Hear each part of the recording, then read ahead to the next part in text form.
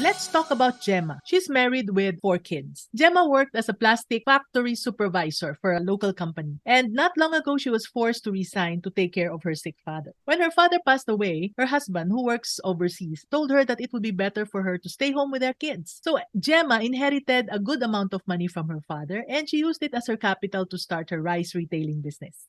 The people she used to work with became her repeat buyers, and some of them would buy sacks of rice from her. Happy with how her small business was going, Gemma thought of expanding to a nearby town. But with 2 kids in college, she was worried about where to get the money. The idea of borrowing money crossed her mind, but she was too scared to do it. She grew up thinking that borrowing money was a bad idea. You see, she had an aunt who lived a stressful life because of the debt she had to pay. And naturally, Gemma didn't want that to happen to her. But why did Gemma want so badly to succeed in her business? Just like any other OFW wife, she longs to have a complete family. Her husband had been away for a long time and she would only visit them every time he finishes his 2-year contracts. Her heart desires to be with her husband so they can be together in raising their kids as well. Will Gemma let this stop her from growing her business? When Gemma found out about me, she sent me an email asking for business advice. Hi, Mommy N. I have a lot of what ifs. What if I couldn't repay the loan as agreed? What if my business fails because of this? How will I protect my business?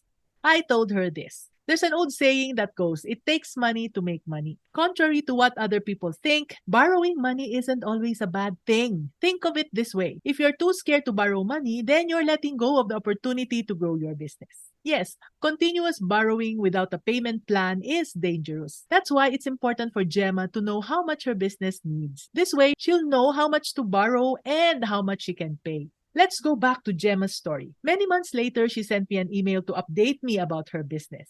Mommy N, I've got good news. I opened another store. Not in a nearby town though. I decided to open in a nearby barangay. I realized it's easier for me to manage it that way. You know, Mommy N, I admit I was really nervous when I applied for a loan. My hand was shaking when I signed the papers. Well, just in a few more months and my loan will be fully repaid. Isn't that nice? I replied, awesome. I'm so happy for you. I'm glad you faced your fear of borrowing money. It wasn't bad, right? Look at how you're able to expand your rice business. You see, borrowing money per se doesn't put your business or relationships in danger. You just have to be careful to use it to your advantage. As business owners, we cannot completely avoid borrowing money, even if we have a lot of savings to grow our business.